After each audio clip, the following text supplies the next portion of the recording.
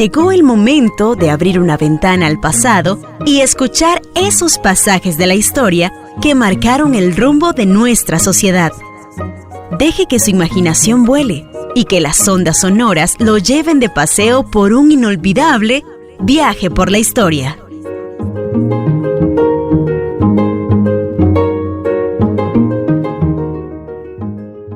Este año, 2019, a finales, tendremos un nuevo proceso electoral. Es el proceso electoral por el cual se eligen las autoridades locales. Estamos diciendo que se eligen las autoridades en cada cantón, en cada municipalidad y dentro de cada cantón también en cada distrito, porque existen los consejos distritales, así como existe el consejo municipal y existen las autoridades principales del cantón, que son los alcaldes. Y tenemos un pequeño grupo de intendencias donde se eligen intendentes. Por supuesto que en estas elecciones se expresa una vez más lo que podríamos decir la soberanía popular. La soberanía popular es la expresión de la voluntad política que cada uno de nosotros, los ciudadanos, tenemos para nombrar autoridades de gobierno. Con ello delegamos nuestra voluntad política en esas autoridades, es decir, les confiamos a ellas las posibilidades de dirigirnos. Es una delegación de voluntad. Esto por cuanto no todas las personas podemos dirigir, comandar, conducir al mismo tiempo una localidad, una región o un país.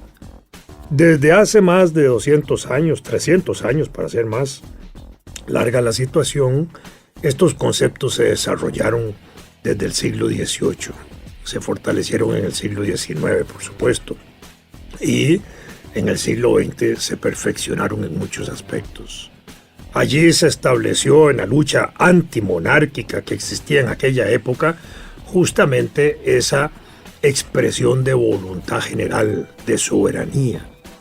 Primero rompiendo los viejos esquemas de que el rey o los monarcas o las casas reinantes gobernaban por voluntad de Dios.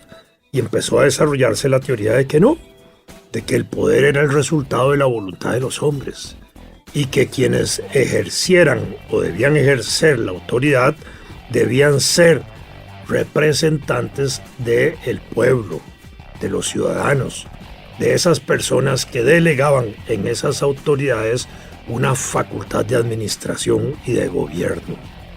Y al mismo tiempo esa teoría estableció una relación armónica entre gobernantes y gobernados.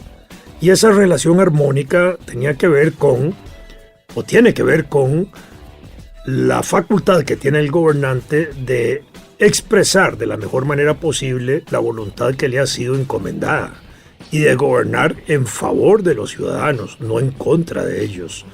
Si un gobernante se vuelve autoritario, tiránico, despótico, si un gobernante irrespeta esa voluntad popular, en esa teoría, el pueblo tiene un derecho natural a la rebelión política para cambiar a ese gobernante y establecer un nuevo gobernante que responda a esa armonía de la voluntad expresada en el gobierno. Pues bien, este es el sentido de la representación política. Y en ese aspecto, nuestro país, Costa Rica, desde la época de la independencia empezó a desarrollar estos elementos de la teoría política que ya venía surgiendo desde tiempo atrás y que se desarrolla justamente en la formación de los primeros gobiernos republicanos, que ya no son monárquicos, porque en 1821, al abolir la colonia, al eliminar las autoridades coloniales, inmediatamente nombramos un cuerpo colegiado que se llamó Junta de Delegados, donde ahí se empezó a asumir la dirección del gobierno incipiente que empezaba de características republicanas hasta que en 1824 se constituyó el Estado de Costa Rica, una república llamada Estado, porque formábamos parte de otra república más amplia que se llamaba República Federal Centroamericana. Y ahí desarrollamos, dentro de esos aspectos de la representación política, mecanismos de representación, las formas por las cuales nosotros escogemos y elegimos gobernantes. Durante todo el siglo XIX y todavía a inicios del siglo XX, los mecanismos que se establecieron fueron excluyentes de una inmensa cantidad de población y de personas, porque se establecieron mecanismos mediante los cuales, para acceder al poder, al gobierno, para asumir cargos de dirección política dentro del Estado y dentro de la forma republicana que surgió después de 1848, había que tener ciertas características. Primero, ser hombres. Eso significaba que las mujeres no tenían esa facultad, ese derecho, ese reconocimiento. Y ese reconocimiento no se logra hasta 1949, en el caso de las mujeres, cuando la Constitución actual establece justamente la igualdad jurídica de las mujeres en materia de derechos electorales y reconoce la condición de ciudadanas de las mujeres. Este concepto de reconocer es importante porque no es dar el voto o dar la condición de ciudadanas. De hecho, las mujeres eran ciudadanas a quienes no se les reconocía esa condición. Desde 1889, el presidente José Joaquín Rodríguez había establecido ya el intento de reconocer, y él mismo habló de reconocer el voto, el derecho al sufragio de las mujeres. Esto en función de que para esos días de 1889 habían sucedido acontecimientos importantes en el país en defensa del resultado de un proceso electoral. Y las mujeres ahí jugaron un papel muy importante, las mujeres de la capital especialmente. Y en ese tanto el presidente Rodríguez trató, en vano porque no se aprobó, de que se reconociera el voto de la mujer. Y él habló de reconocer, con lo cual estaba partiendo de que era un derecho existente de las mujeres, pero que no se les daba. Pues bien, tampoco participaban del proceso electoral analfabetos y, por razones étnicas, algunos grupos que también no eran miembros de esa comunidad electoral. Y en condiciones de desarrollo educativo deficiente que teníamos hasta los días de la independencia y con el poco desarrollo educativo que iba apenas desenvolviéndose después de 1821, el aspecto del analfabetismo era una fuerte carga en la población del país. En 1890, por ejemplo, en el censo que se hace para esa época, se señala que cerca del 90% de la población era analfabeta. De manera que ese 90% de la población, por su condición, estaba también excluida de poder participar en procesos electorales.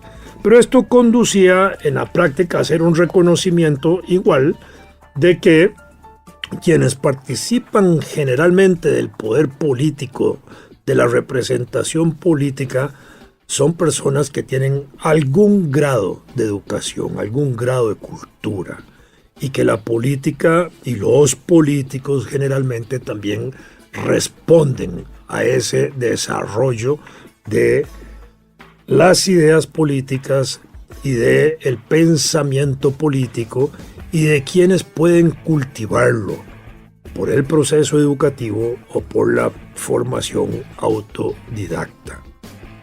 Entonces, ahí teníamos una situación particular de desarrollo electoral en el país. Además, se establecieron mecanismos por los cuales la representación era directa, en el sentido de que los ciudadanos podían autopostularse para los puestos de elección.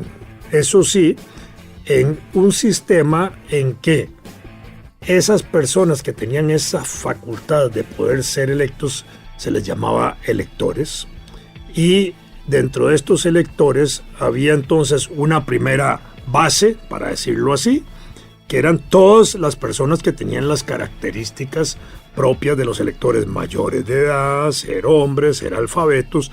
Además, se exigía que hubiera cierta capacidad económica por rentas, por salarios o ingresos o por propiedades. Y cumplidos esos requisitos, ese grupo de electores eran los que tenían la facultad de escoger las autoridades políticas del país. En este caso, las de las autoridades locales que iban apenas surgiendo en esa época, así como las autoridades del poder legislativo, que se funda en 1824, o las autoridades del poder ejecutivo, que se establece también en 1824, en la forma en que evoluciona hasta nuestros días. Y estas personas, electores, entre ellos se hacía una proposición de candidatos, lo que se llamaba elección de segundo grado, es decir, en la base de todos los electores, entre ellos había una elección y se escogía a un grupo de electores que eran los que finalmente tomaban decisiones. En ocasiones hubo hasta un tercer grado de decisión.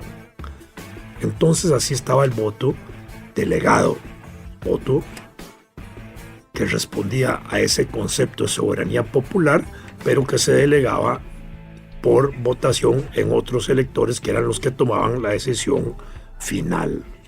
En el sistema electoral del siglo XIX, las autoridades de gobierno, especialmente del Poder Ejecutivo, se elegían también por esa forma, de manera directa, lo que era el jefe de Estado o el presidente de la República, y de manera indirecta, los vicejefes de Estado y los designados a la presidencia, como se le llamó a los vicepresidentes entre 1848 y 1948.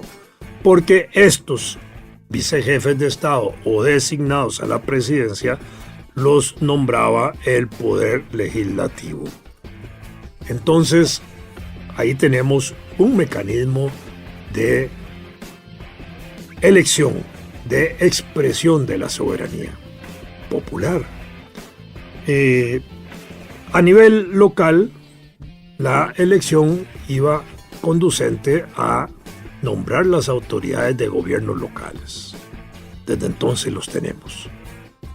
Hoy, en el nivel de gobierno local, incluso tenemos una legislación más avanzada que la legislación nacional, por cuanto a nivel local se permite la destitución por vía referéndum o consulta popular de las autoridades. Es lo que se llama la revocatoria de mandato. A nivel nacional eso no lo tenemos con el presidente ni otras autoridades, pero a nivel local sí tenemos establecido eso, de la posibilidad de que en los gobiernos de cada comunidad se puedan destituir las autoridades. Igualmente, a nivel local, tenemos la facultad legal de reelegir continuamente, sucesivamente, a las autoridades y a los miembros de los consejos municipales si los votantes quieren reelegirlos. A nivel nacional, hoy, desde 1949, eso no se permite. La reelección continua de presidente no se permite. Antes de 1949 no estaba prohibida, pero prácticamente no se hacía, y en el siglo XIX sí se hacía la elección continua de presidentes. Así, por ejemplo, el primer jefe de Estado, Juan Mora Fernández, se reeligió desde 1824 hasta 1833. El presidente glorioso, capitán general de la guerra de 1856, nuestro gran héroe y benemérito de la patria, Juan Rafael Mora Porras, se reeligió desde 1949 hasta 1859. Y el presidente Rafael Iglesias se reeligió desde 1894 hasta 1902. Fueron los casos que en ese momento pudieron manifestarse en reelección continua. En la primera mitad del siglo XX se reeligieron de manera alternativa don Cleto González Víquez en 1906 y en 1924, y ese otro gran presidente de la primera mitad del siglo XX, uno de los pilares de la construcción del Estado republicano que tenemos moderno, que fue Ricardo Jiménez, quien se eligió en 1910, luego se elige, en 1924 se elige Ricardo, don Cleto fue en 1928, y luego Ricardo volvió a elegirse en 1932, e incluso aspiró momentáneamente a un intento de una cuarta elección en 1939, a la cual él se retiró en pleno proceso electoral previo a las elecciones. Bueno, esto es parte de ese proceso. Con las elecciones municipales facultamos que en todos los cantones, que hoy son 82 cantones para la próxima campaña electoral, hayan 82 elecciones locales, particulares, precisas, específicas a cada cantón, porque hay que entender que en las elecciones municipales hay una elección nacional en la medida en que en todo el país se llevan a cabo simultáneamente en todos los cantones las elecciones para elegir los gobiernos locales, pero en la realidad cada elección es diferente entre un cantón y otro, porque no participan de la misma manera los ciudadanos con la misma cantidad de partidos políticos. Puede ser que en un cantón hayan 2 o 3 partidos políticos y en otro puedan haber 10 o 12 o 14 partidos políticos tratando de elegir autoridades locales, porque esta es la expresión de nuestra democracia, es la forma diversa y distinta con que los ciudadanos se expresan en materia electoral. En materia municipal tenemos también un elemento importante, y es que en esa particularidad de elección en un cantón pueden participar partidos que son propios del cantón, partidos que son provinciales, que tienen una expresión en toda la provincia a la cual el cantón pertenece, y también partidos nacionales que tienen expresión en todo el territorio nacional, en todas las provincias, y que llevan a cabo también una labor local en cada cantón.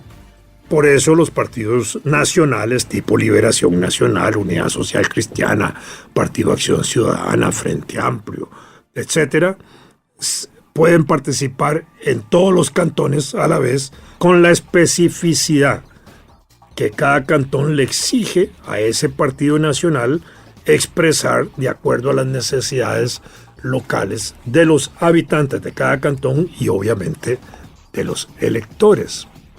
Pues bien, para el próximo proceso electoral, tenemos una situación particular. Hoy hay 90 partidos en el registro electoral del país. 16 de carácter nacional, 18 de carácter provincial y 56 de carácter cantonal. En total son 93 más o menos. Bueno, eso es lo que tenemos ahorita armado para participar en el proceso electoral. A esto hay que sumar cerca de 30 partidos más que están en proceso de inscripción. Esto significa que están todavía en los trámites de constitución del partido y de presentación de sus papeles ante el Tribunal Supremo de Elecciones para que el Tribunal Supremo de Elecciones les dé el aval respectivo de la participación, de manera que a la próxima campaña electoral podemos tener entre 90 y 120 partidos participando en el proceso electoral. Aquí hay algo interesante respecto también a las elecciones nacionales. En las elecciones nacionales se han ido estableciendo conceptos de paridad obligada entre mujeres y hombres, y esto es importante desde el punto de vista de la representación, de la participación ciudadana y de la igualdad democrática en acceso a los puestos de poder. Sin embargo, a nivel cantonal eso no funciona de la misma manera. Así, por ejemplo, a nivel provincial o a nivel nacional, para ponerlo más claro, si un partido nacional en elecciones nacionales participa con candidatos a diputados en todas las provincias, hoy la ley establece que en las 7 provincias, al menos 3 provincias deben ser encabezadas por una mujer en las papeletas de un mismo partido. Pero eso no se puede establecer a nivel cantonal con un partido provincial o con un partido nacional, porque ahí son como pequeñas repúblicas independientes cada una. Y no se puede jugar con eso porque además la idea de los diputados es que los diputados son diputados electos por todo el pueblo, por la nación costarricense, así se dice. De manera que entonces un diputado puede ser representante de la provincia de Alajuela aunque viva en San José, aunque haya nacido en San José y aunque no viva ni trabaje en Alajuela. Mientras que para ser candidato en un cantón hay que tener asiento electoral en el cantón y hay que tener una vivencia de por lo menos 2 años en el cantón, de manera que eso restringe. Y eso explica por qué entonces hoy, de los 81 alcaldes, 69 son hombres, solo 12 son mujeres, porque en la fórmula tradicional machista que se hereda todavía de que los hombres encabecen las papeletas, a nivel cantonal eso se da con mucha fuerza, y la obligatoriedad de alternar con una mujer está bien en el sentido de que es obligado para todos los partidos que vayan alternando verticalmente hombre-mujer, hombre-mujer, hombre-mujer o mujer-hombre, mujer, y ahí va, para abajo. Pero no hay una igualdad horizontal a nivel cantonal. Y este es un reto muy importante para las próximas elecciones, por cuanto el papel de las mujeres que ha ido creciendo no puede obviar esa realidad que quizás pueda materializarse de nuevo en las elecciones del 2019-2020, donde de pronto las mujeres no encabecen en número suficiente para ir elevando su calidad de representación y su cantidad representativa de alcaldesas, por lo menos. A nivel de los consejos municipales igual. Dependerá cómo se integre eso y quién tenga la capacidad de elegir o no en esos puestos. De manera que estos son retos importantes. El Instituto Nacional de la Mujer, las más de 300 organizaciones femeninas que existen en el país, pues tienen una tarea importante, y el propio Tribunal Supremo de Elecciones una tarea extraordinaria de fomentar, de estimular la participación de las mujeres, de llamarlas a empoderarse frente a este proceso electoral para que ocupen puestos importantes de elección popular. Deje que su imaginación vuele y que las ondas sonoras lo lleven de paseo por un inolvidable viaje por la historia.